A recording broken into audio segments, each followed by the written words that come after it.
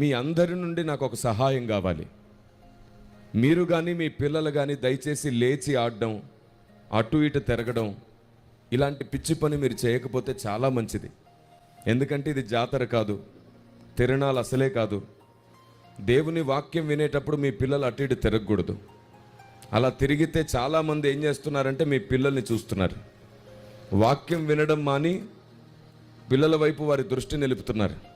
అదే జరిగితే మీ వల్ల కానీ మీ పిల్లల వల్ల కానీ ఎవరైనా వాక్యం వినకుండా డిస్టర్బ్ అయితే అది సాతానుకు సహాయం అవుతుంది. మీరు చెప్పండి, వాక్యం వినకుండా డిస్టర్బ్ చేసేది దేవుని ఆత్మనా దురాత్మనా? మరి ఇంత చెప్పినా సరే అక్కడ పిల్లలు తిరుగుతుంటే చూస్తున్నారే. పెద్దలకు ఒక్కసారి చెబితే చాలంట, పిల్లలకే పదే పదే 10 సార్లు చెప్పాలి. పెద్దలు అంటుంటారు కదా, మనిషికో మాట. మీకు తెలుసా? అయితే నేను మళ్ళీ చెప్పక్కర్లేదు. కాబట్టి వినండి. పక్కవారిని కదపడం, మాట్లాడడం, ఫోన్ వస్తే గట్టిగా మాట్లాడేయడం, ఎక్కడో ఉన్నారు కదా వినబడననుకొని గట్టిగా మాట్లాడేయడం, ఇదంతా కూడా సాతానుకు సహాయం అవుతుంది. సంఘం చివరి దినాల్లో ఉంది. ఏ రోజు ఎవరి గుండె ఆగిపోతుందో తెలీదు. ఈరోజు నీ గుండె ఆగిపోతే కూడా నువ్వు ధైర్యంగా టీవీగా దేవుని ముందు నిలబడేటట్లు బ్రతికుండగానే నేర్చుకో, బ్రతికుండగానే మార్చుకో. ఒక్కసారి క్రైస్తవుడు చనిపోతే ఇంకా మార్చుకోవడానికి ఏమీ మిగిలిండదు. బ్రతికుండగానే నేర్చుకుందాం, మార్చుకుందాం. అప్పుడు మనం భక్తులమైపోతాం. దేవునికి స్తోత్రం కలుగునుగాక. కాబట్టి దయచేసి ఈ విషయాన్ని గమనించండి. సభ నిర్వాహకులు, వాలంటీర్స్ కూడా, సంఘ పెద్దలు కూడా అటు ఇటు ఊరికే లేచి తిరగొద్దు. అదేదో మీరే గొప్ప పని ఏదో చేస్తున్నట్టు ఇప్పుడు 100 మందికి చూపించుకునే ప్రయత్నాలు కూడా చేయొద్దు. నేను కొంచెం గట్టిగా మాట్లాడుతున్నాను ఈ విషయంలో. మీ వల్ల ఎవరు డిస్టర్బ్ అవ్వకూడదు. మార్తా మరియా ఇద్దరిలో దేవుడు ఎవరిని గణపరిచాడు? మార్తాను ఎందుకు గణపరచలేదు? ఆవిడ చేసిన పనిలో ఏమైనా తప్పుందా? లేదు, తప్పు లేదు.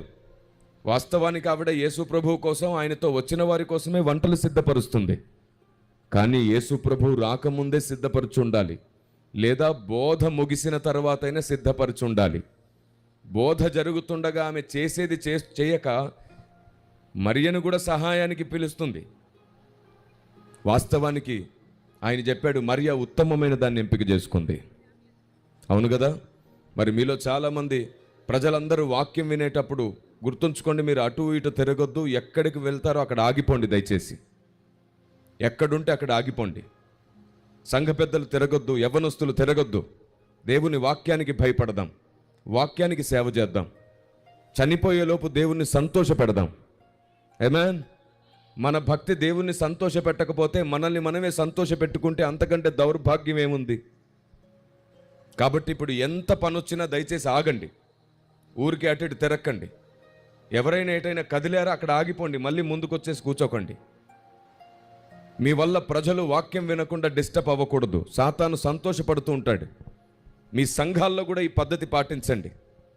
ఎవరైనా ఆలస్యంగా వస్తే వెనకెక్కడో కూర్చోవాలి, ముందుకు రాకూడదు. సంఘాల్లో కూడా అంతే.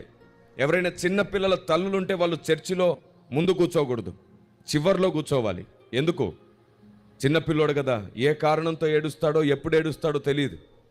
ఏడవగానే బయటికి తీసుకెళ్ళి ఆడిచ్చి వాడు ఏడుపు మానినాక లోపలికి వచ్చి కూర్చోవాలి. అప్పటి వరకు బయట వరకు కూడా మైక్ శబ్దం వినబడుతుంది కాబట్టి బయటుండి కూడా వాక్యం వినొచ్చు.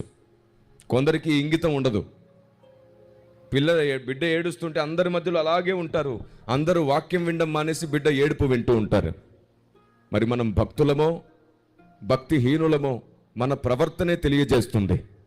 నేను మళ్ళీ చెప్తున్నాను, లోకానికి మనం అపార్థమవుతాం, దేవునికి మనం అర్థమయ్యేటట్లు నడుచుకుందాం. దేవుణ్ణి అర్థం చేసుకుంటూ నడుచుకుందాం. లోకం ముందు దేవుడు మనల్ని హెచ్చించే రోజు వచ్చినప్పుడు లోకం తల వంచుతుంది. Praise the lord. ఇప్పటి నుంచి ఓ పని చేద్దాం. మీకేదైనా ఒక గొప్ప మాట వినబడినప్పుడు, ఏదైనా సత్యమో అని మీకు అనిపించినప్పుడు, ఏదైనా మీ భక్తికి ఉపయోగపడే మాట మీ చెవిన పడినప్పుడు, మౌనంగా దిగులుగా అలా కూర్చోకుండా వాక్యం అర్థమవుతున్న కొలది చెయ్యెత్తి ఆమేన్ అని బిగ్గరగా పలకడం ఒకటి నేర్చుకుందాం. ఒకసారి పలుకుతారా? ఇంకొంచెం గట్టిగా. మీకు తెలుసా, వాక్యం అర్థమవుతున్న కొలది మనసారా మనం స్తోత్రం చేస్తే సాతానుకు అర్థమవుతుంది నీకు దేవుడు అర్థమవుతున్నాడని. Praise the lord. మీకు దేవుడు అర్థమైతే వాడు మీ జీవితంలో పని చేయడానికి భయపడతాడు.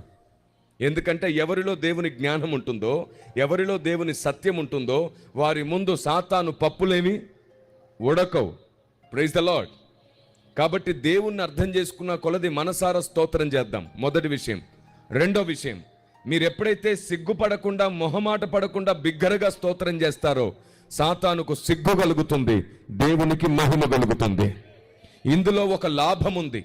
మనం చెయ్యెత్తి బిగ్గరగా స్తోత్రం చేస్తున్నప్పుడు మన ఇరుగు పొరుగు, మన పక్కనే కూర్చున్నటువంటి చాలా మంది ఎంత చెప్పినా వినకుండా సిగ్గుపడేవాళ్ళు, మొహమాట పడేవాళ్ళు ఉంటారే. అందరం చెయ్యెత్తి స్తుతిస్తుంటే వారు గుంపులో అందరితో కలిసి చెయ్యెత్తి స్తోత్రం చేయడం నేర్చుకుంటారు. Praise the Lord. అంటే మన స్తుతి మరొకరికి స్తుతి నేర్పిస్తుంది.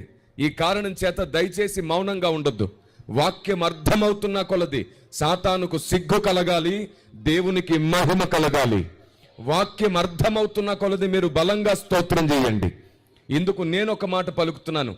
ఎవరైతే మాటి మాటికి చెప్పించుకోకుండా తమకు తామే ఇష్టపూర్వకంగా వాక్యంతో దేవుని గణపరుస్తారో వారు ఏ సమస్యల్లో ఉన్నారో దేవుడు వారి కొరకు ద్వారం తెరిచునుగాక. వారు ఏ అనారోగ్యంతో ఉన్నారో దేవుడే వారికి విడుదలనిచ్చునుగాక. చెప్పిన మాట ప్రకారం లోబడే వారి జీవితంలో దేవుడు ఒక కొత్త అధ్యాయం ప్రారంభించునుగాక. ఎప్పటికీ ఆరిపోని ప్రార్థనా తైలం దేవుడు వారికి అనుగ్రహించునుగాక.